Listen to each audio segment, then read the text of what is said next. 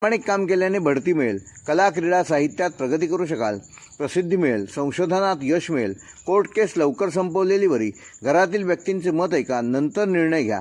विद्यार्थी वर्गाने वर्ष फुकट जाऊ देता कामा नये, अभ्यासाकडे लक्ष केंद्रित करावं. नवीन करारमदार होण्याची शक्यता आहे.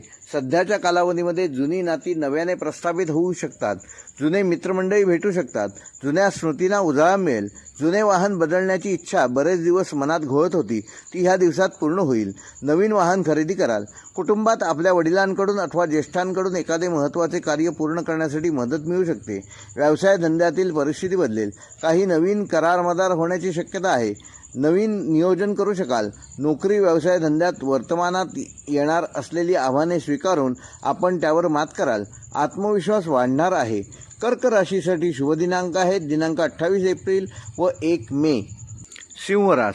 या सप्ताहात चंद्र बुध युती